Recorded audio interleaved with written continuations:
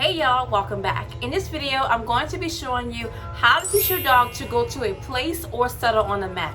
There are many different names for this behavior, but the idea is that your dog is settling in a certain area aside from you. Now, this is our favorite behavior to teach, and it's also our most advanced and complex behavior. The reason why it's so advanced and complex is because there are many different behaviors that make up this one behavior of settling or placing themselves on a certain area. One part being actually going to the area, going to the mat, going to a furniture, going to a towel, whatever you choose your place to be. They have to learn how to go to that spot. That's one behavior. Second behavior is sit, and after that is down. Half of down is sit, so sit and down, and also staying on that area, which is a stay. So a lot of behaviors make up this one behavior, which is why it can be very complex, and this is why I am breaking up this behavior into two videos, because I really want y'all to pace yourselves and not push it too far if your dog is stuck on one level. And it is very normal for your dog to get stuck on a level, because again, this is a very complex behavior and it takes time to build. It will take time for your dog to reliably go to a place and stay on that place, whatever place you choose. So let me talk about how place can be very helpful. So I have several different kinds of places throughout my house. In my bedroom, I have beds for my dogs to go to a bed instead of bothering me while I'm working here. You can't see my dog, she's actually in her place off camera. I also have places in my living room, so whenever I'm doing virtual training in there, my dogs know to station themselves on those places. I also have places in my kitchen, so my dogs aren't under me when I'm cooking and things like that. So I have places in every single room. My favorite way to use place though is to use place whenever somebody's at my front door, like a delivery man or mailman or Uber Eats, and I have my dogs station themselves on their chairs, which are just couch love seats that I have designated for them. Yes, my dogs are very spoiled.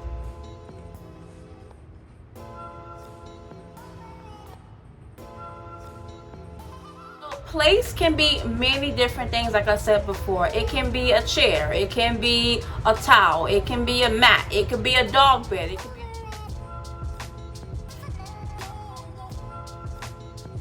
be a dog cot. It could be many different things that your dog finds comfortable and want to go to. I'm going to talk more about that though in a few minutes. So as you can imagine, with all the examples of the different places I use, place can become generalized, or meaning that your dog can apply place to many different things. You can also name your places different things too. It's really up to you. However, it all started with one place for me, and it's going to start with one place for you. Oh, another cool thing I forgot to add is that place can also become portable. So you can actually train your dog well enough to be able to use place anywhere. So for example, I taught my dogs to place themselves on yoga mats or honestly any mat that I have available. And if I take a mat in public and I lay it down in front of them, they know that I want them to place themselves on it. Even if the mat is a different surface than what they're used to, as long as it's comfortable and they want to go on it, they will probably place themselves on it. You can also get this level of fluency in this behavior. All right, y'all.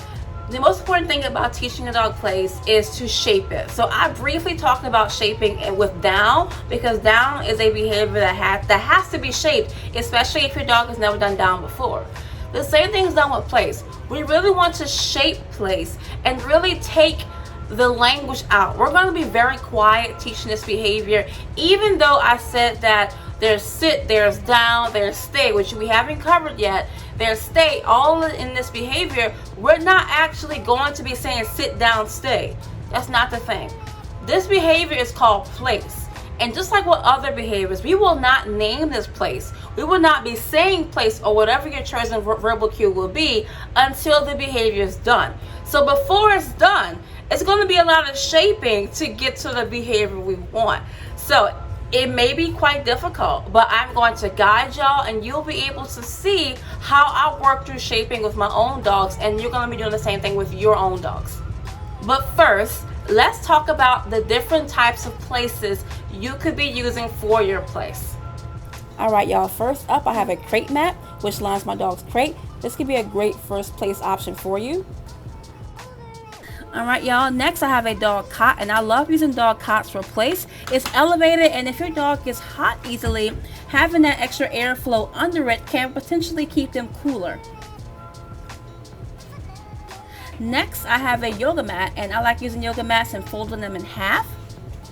They also don't slip that easily, so they're a great option for place.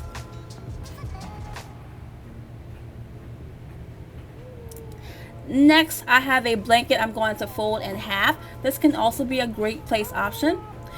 The recurring theme here is you really want to make sure that the place that you're choosing is obviously different from the floor and it's obvious for your dog to notice. You don't want it to really blend in with the floor surface wise nor color wise. You really want to make sure it's a defined spot. Next, I'm going to show y'all a dog bed. A lot of people go for dog beds first, which is fine. However, if your dog bed is too big and hard to move, you may want to try a different place first. However, it's really up to your preference. Next, I'm showing you a towel. I'm not a huge fan of the towel, honestly, only because towels tend to slip easily and I cannot stand that. What you could do is put something under the towel, like another mat, and I'm going to show you how I did that. In this video, I put a kitchen mat under a towel to help keep that towel in place. This could be a place for you. So kitchen mats, bathroom mats, rugs, honestly, anything that's like a mat can be your mat for place, y'all, okay? If your dog likes it, you can use it. You can also use cool mats too. Anyway, choose your place your dog likes and that you like, and let's get started. All right, y'all, so the very first thing I'm going to do is grab my lure. Have my lure. I'm going to be using medium value today. And I'm actually going to be using my clicker today as well. I'm going to be saying yes to, so you can hear both. Very first thing I'm going to do is lure my dog Sashi down, and I'm going to walk near that place. So I'm going to be using the cot, obviously. I'm going to be using that cot as my place. I'm going to be walking near that place with my lure hand, and I'm going to be trying to convince her to walk onto that spot. The very first step to place, y'all, is marking and reinforcing the moment all 4 paws touches that mat. That is the most important thing. We want all 4 paws to touch that mat, and I want you to reinforce that exact moment. Just like I'm doing. Remember, y'all, the very first step is to get our dogs to gravitate to the spot. They won't gravitate though if they don't make the connection. So I'm trying to help her make the connection that when all 4 paws reaches that spot, she's going to get reinforced. Professional brainwashing going on here, y'all. Professional brainwashing. Do that over and over again. I'm still using my lure. We are now shaping the behavior we want. Keep that going.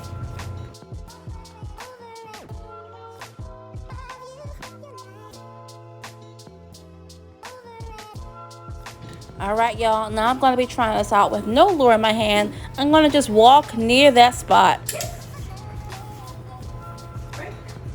So same thing you did. Notice how I am walking near the spot from different directions. I want you to do the exact same thing.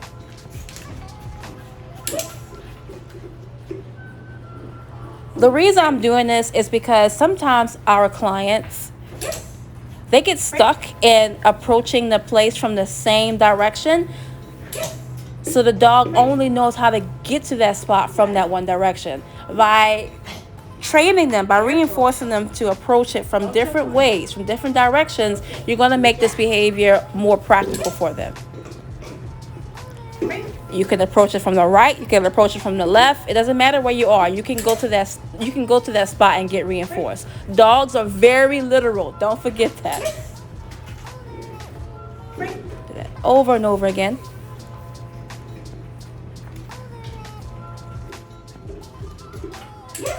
All right, next step.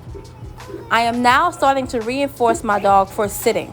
So she started to offer me sit. So now I'm going to reinforce for sitting on the mat. Remember, at first I was just reinforcing for her standing on the mat with all 4 paws.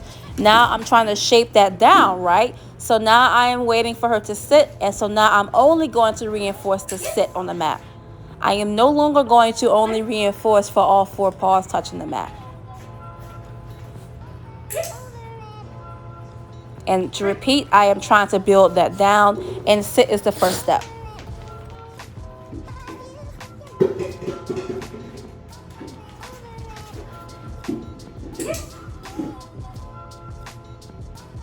And as y'all can see, I'm still doing the exact same motions. I'm walking towards that place from different directions, and I'm just reinforcing that sit on the mat. Pretty straightforward, huh? All right, y'all, the next part. I am now going to start reinforcing a down. So again, my dog already knows this, okay? So I'm trying my best to explain this if she doesn't know it. Your dog may not offer you a down so seamlessly. However, to try to shape that down without too much support, the very first thing I want y'all to do is I want you to just stand there and see what they offer you. If they offer you that down eventually, go ahead and heavily reinforce that. Place the treats onto the mat. However, if they're not giving you the down, I give you permission to lean down or do whatever you can to convince them to lay down without saying down. Do not say down.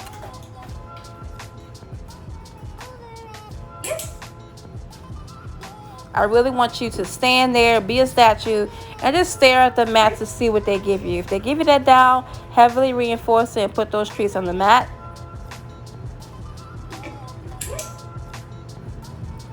If they don't give you the down, you can crouch down without doing the hand signal, without saying anything, to see if they will give you that behavior naturally. Just crouch down and wait and see. I know that seems vague, but I promise you it's not. Your dog will choose to do something, either a sit or maybe even a down. And you're going to continue to reinforce that by putting the treats on the mat. The reason we're putting treats on the mat now is because we really want to kind of get that down to be ingrained. You really want to reinforce them for the down. And a really good way to kind of convince them to stay on the mat and do down is simply by putting those treats on the mat. The mat is the place to be. We are doing some professional brainwashing here. The treats come from the mat. The mat is a good place. All right, y'all, if your dog is struggling with laying down on the mat, what you could do is use a lure and your hand signal for down without saying down to convince them to lay down. Now, the reason why I was hesitant to do this, to let y'all do this, is because I don't want you to rely on saying down all the time. I'm going to replay this video so you can see it more than once. But once I convinced this dog to lay down while I was crouched, I started to stand up again and then offer less support. So I didn't really offer the hand signal. I really wanted her to put together that I really wanted her to lay down on the mat. And you can replay these videos to see the text. And to show you what it looks like again, I'm crouched down, offering that down hand signal. This dog did not know down previously, so it was harder for her. Now I'm standing up, trying to convince her to go down, giving her a jackpot treat for going down on the mat. And then the next rep, I'm standing a little bit further away, and she went down immediately due to that quick reinforcement history. So if you're having problems trying to get your dog to go down on the mat, I recommend replaying this segment and seeing how I did it, and that way you can convince them to go down. Remember, you do not want to say down.